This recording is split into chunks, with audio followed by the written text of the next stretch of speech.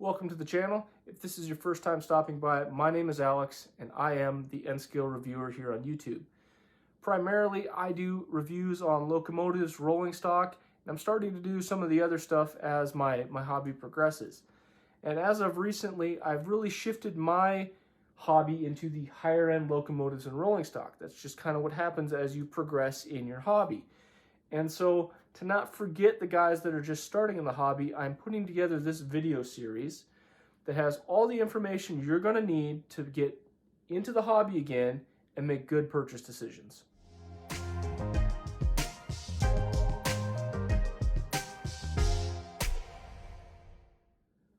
So the first question that you really need to answer is, what scale am I interested in modeling? And I assume since you're here, you're at least considering N-scale. And I'm going to make the case why I think it is primarily the best scale to model right now. And I'm going to be honest, there are some downsides to it. So we'll go over that as well. In the interest of being fair, I feel like I need to bring them up. Primarily, at least for most people, there's two scales that most people are considering modeling. And that's HO scale, which is 1/87th, and N scale in the United States, which is 1/160th. Overseas, you're looking at 1/148th. They run slightly different scales in N. So if you're overseas, some of this information is going to be slightly off. And also, if you're looking at buying like maybe a Flying Scotsman or something of that nature, and you're in the US and you want to run it next to your diesels, it's going to be slightly out of scale. So keep that in mind. Something for the more advanced, but it's worth noting right now as we're starting. So why did I choose N-scale? Well, I looked at all the scales, to be honest with you. I started in HO when I was a kid, so I have an attachment to HO. I was all DC back then, this was in the 90s. It was all pretty simple back then, just running around to loop a track, had some turnouts here and there. And then, obviously, there's the much larger scales, O, G, that type of stuff, as well as even smaller than this, Z scale. And the problem is when you start to leave HO or N scale, mainly because one, the engines are getting bigger or much smaller, they become more complicated, more expensive to create. So really, when you're talking about bang for your buck, either N scale or HO scale is really where you want to start. Honestly, N scale on the low end is about the same as HO on the low end. There's really no price advantage to either. However, on the high end, when you get into the really expensive locomotives, you're definitely cheaper getting a really nice N-scale locomotive versus a really nice HO scale locomotive. There's definitely a price discrepancy on the high end, so that is something you also have to keep in mind. But there are some distinct advantages for the type of scenery that I want to model and I want to enjoy. So where I come from, I'm in northern Montana. We are a wide open country, which means big long trains and lots of engines leading your train. So that's primarily what I want to do. Now, we have local switching crews. So I want to be able to do a little bit of switching and run some smaller, these are called GP units. They're the 2-axle ones, they're EMD. And these are 6-axle units. And these are primarily your road engines. And because I want to run lots of them and big long trains, I need to do it in a pretty consolidated space. I live in a house with a kid and my wife and not a whole lot of extra rooms. So this has to be in my family room. Matter of fact, this used to be where our wood stove was back in the day. So this is kind of a found space that I'm working in. And so having basically just enough room for a 4x8 sheet of plywood drastically limits the amount of cars and engines that I could have should I be running HO. HO is primarily designed to work on a 4x8 sheet of plywood. The usual radius, which is, the radius of the turn, is roughly 18 inches on like a standard easy track HO layout. N scale, you can get down into like 12 or 9-inch radiuses. So you could almost put, 2 loops side by side on a 4x8 sheet of plywood if you were using the right size radiuses. This also allows you to cram a lot more things into, a tight space. I have a yard, several loops, a big main loop that I can run my trains around. And this is really long, has nice wide radiuses, so it looks fairly realistic. So that is actually the primary reason why I chose N scale, is just because I could run big, long trains. The other thing is, initially, you think you are saving a little bit of money. And there was a time years ago where you could buy used rolling stock really affordably, and N-scale rolling stock was cheaper in most cases than HO. And a lot of times rolling stock is really where you get money tied up.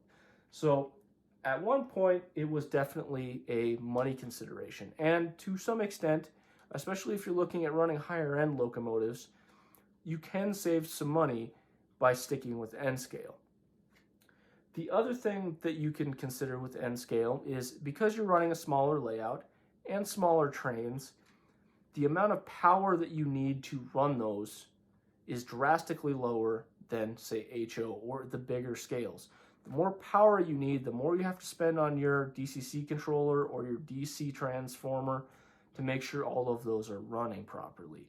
These things do take power, so you have to take that into consideration. So you can save some money sometimes on, in this case, I run DCC, which is digital command control, as opposed to DC, which is just turning a knob and changing the voltage that goes to the track. We will get to that in the next episode, but just keep in mind it is one of the considerations when determining your scale. The other thing about N-scale that really attracted me is there's just something cool to me about miniatures. I collect Star Wars miniatures. I've always liked the idea of Warhammer 40K. I thought they were really cool. Seeing highly detailed things shrunk down into small packages, there's just something cool in the art of making those things really look nice. And so I've been attracted to that for a long time. Matter of fact, I love Fantasy Flight's X-Wing. I just collect all of their models because I think they're awesome.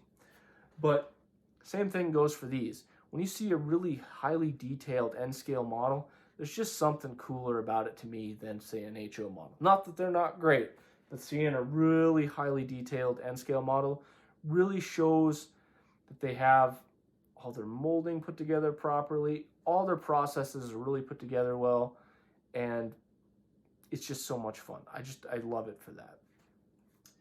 However, there are some downsides to running N-scale. And because of the size, especially running older equipment, you're going to notice that some of your engines can be a little bit finicky. They don't have the room for some of the fancier new electronics that HO stuff does, like Keep Alives.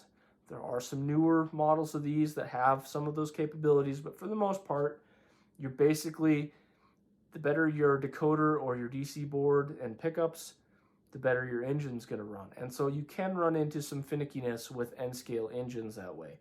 So track cleaning can be more important in some cases, and having a little bit of time to troubleshoot some of your issues can also be a thing. So honestly, that is one of the downsides to N-scale, is these things can be a little bit more finicky. Not that HO is completely bulletproof, because they're not, believe me, been there, done that.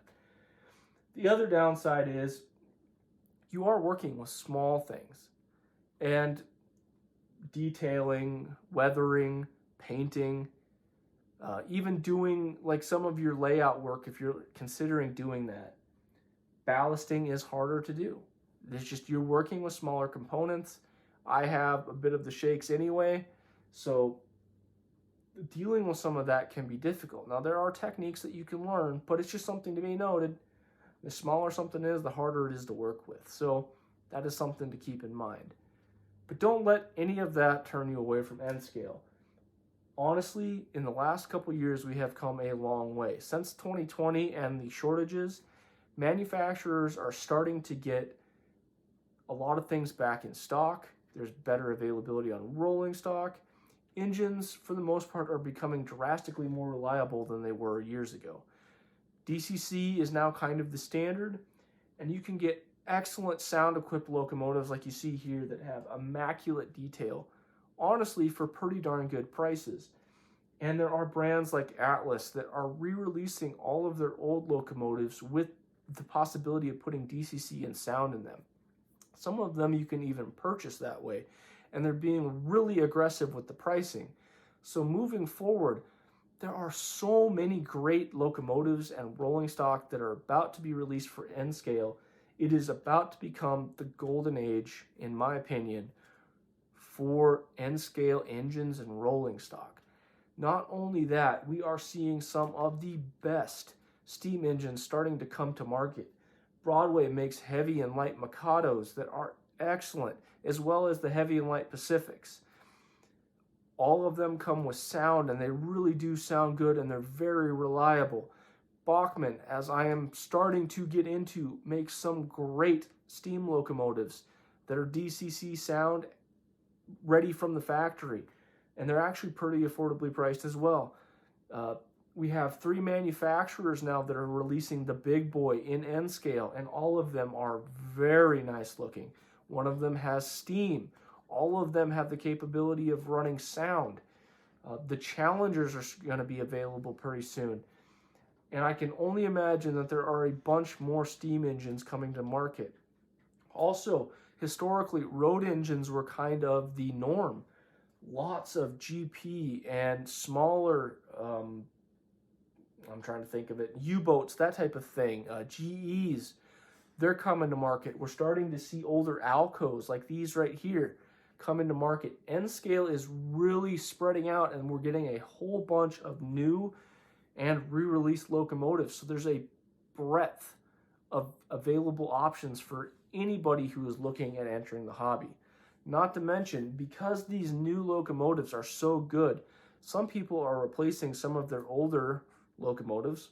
Some may not be reliable, some may be reliable, but they're liquidating those to pay for these. And that brings an excellent opportunity for those people looking to enter the hobby. So, with the golden age of N scale upon us, possibly already in it to some extent, I think that this is absolutely the best place to get into model railroading. And in the next episode, we're going to talk about step 2, whether or not you want to go with DCC or a DC control system. And some of that has to do with price, and some of it has to do with where you want to go in the future. So, hopefully this was informative, and I will see you all next time. Have a good rest of your week. Bye now.